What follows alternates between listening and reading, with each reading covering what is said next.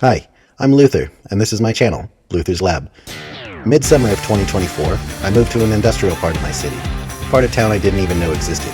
But since moving here, I decided to make it my goal to get myself a Corvette. I'm almost 43 years of age, and I've never owned any sort of sports car, not a single one. Since moving to this location, I found out that I live in the perfect little treasure trove. I am literally right down the street from 2 major auction sites, 2 pick and pull sites, and an auto parts store. So I have decided to go on an adventure buying cars from auction sites, find what I can in parts from the pick and pull sites, and fix up these cars. Sell them, make a little cash, save up for a supercar. Seems easy enough, right? Well, nothing seems to be as straightforward as it may appear.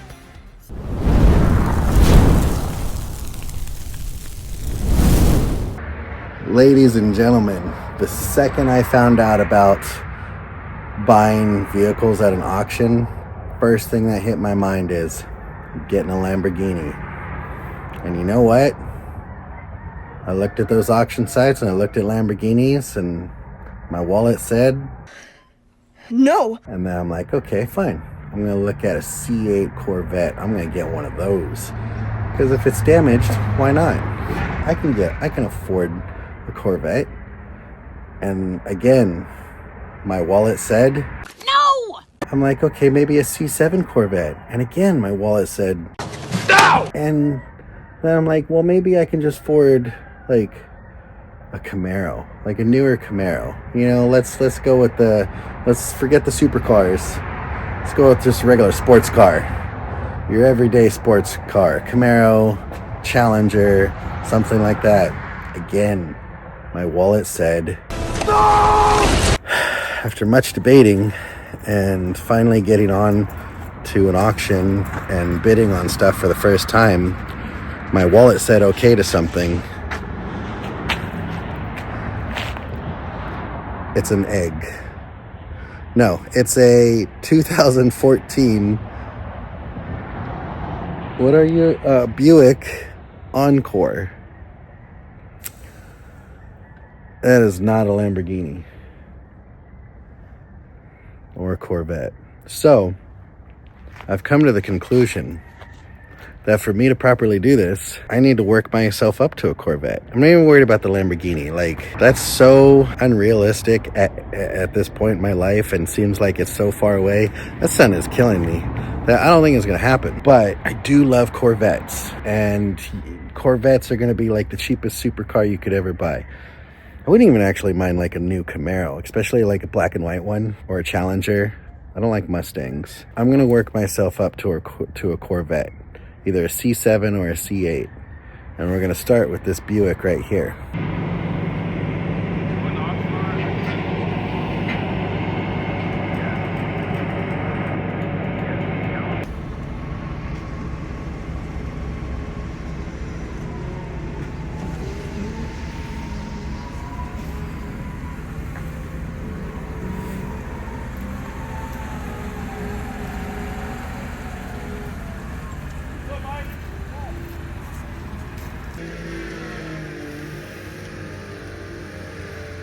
Hey, there it is.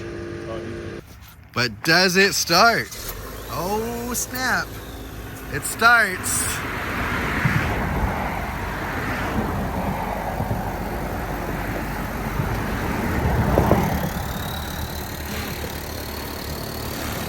Sounds good.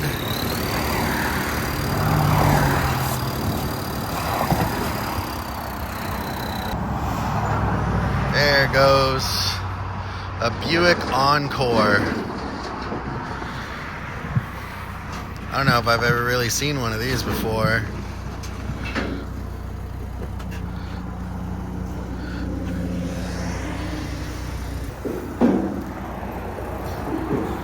Man, it looked like they just ran into a bush.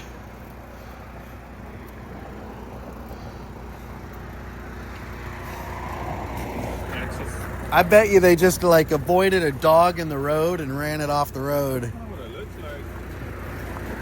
Because there's no actual impact damage to this. Not bad. Yeah.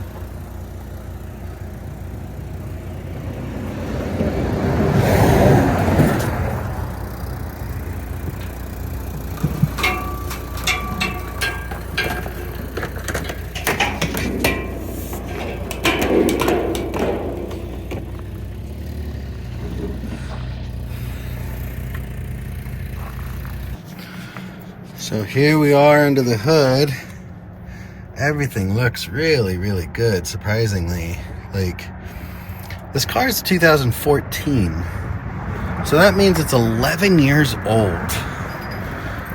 But it looks so clean. It has, I think it was 70,000 or 77,000 miles on it. The things that I know for sure is it needs at least 2 tires. I'm hoping it doesn't need rims, because these are very special. I mean, those are special rims right there.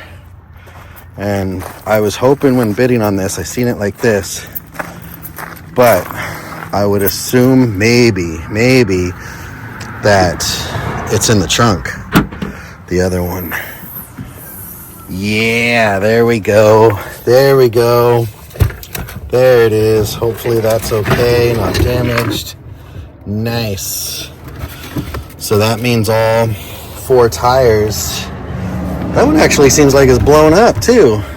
Like it's full. Wonder if they replaced the wrong tire, because the other one, that one's flat. Wouldn't that be funny? They put the wrong tire, like that one's flat. I don't know. That doesn't make sense. Even the car mats are here. The rest of the front of the bumper is here. I do like it when that they include, you know, all the parts to it, because you need these things. Like, this stuff can be very costly if they don't throw it all in here. Man, the only crappy thing is that, like, what I didn't realize when buying this is that it has airbags everywhere, and they've all gone off except for the ones that I was looking at. Because I was looking at it like, oh, okay, the airbags didn't go off here, so I don't have to worry about buying a dash. So that it increases the value of this vehicle, and the one on the steering wheel didn't go off. But every single other airbag has gone off in this vehicle, and that sucks, because I'm not sure if I have to replace that before selling it. I think there are some requirements when it's a salvage title. I think I have to replace those. So if that's the case, that means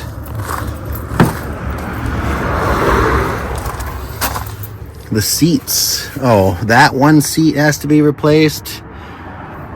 Those 2 seats have to be replaced. This whole upper liner. I don't know. Hopefully not. I might be stuck with a junker if I have to replace those things, because I don't know if that would, it's definitely not gonna, it doesn't bring any value to it. Like, this vehicle doesn't have a whole lot of value to it.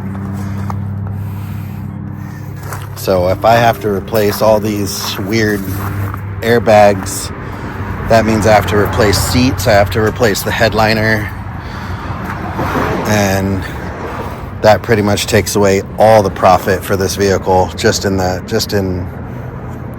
stuff alone.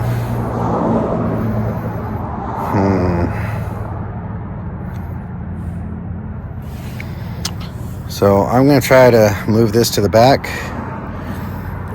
move it to the shop,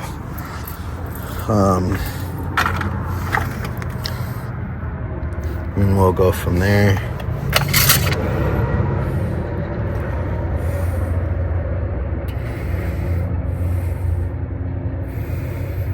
And oil doesn't even look bad. Like, that's a good color right there. It's a little orange, slightly orange tint, but it looks like it's just in the middle of an oil, you know, in between oil changes.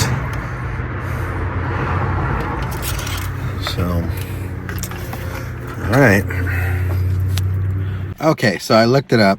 According to state law, is if you have a vehicle with salvage title, before it can become roadworthy again, it does have to pass a safety inspection by the CHP, which means all airbags must be working. So this was a novice move on my part. It's a, live and learn situation. And I know if the one in the dash was blown, the entire dash has to be replaced. I didn't consider any other airbags. This one above is blown. This one over here is blown. The one in the passenger seat is blown, but not the actual one in here, or up in here, I guess is where it would be. That's not blown. I haven't even gone through these yet. Oh, there's no paperwork or nothing on there. Oh, and the one back there is blown. So 1, 2, 3, 4. 4 are blown, 3 are not. So I think I broke something inside of here. I tried driving it.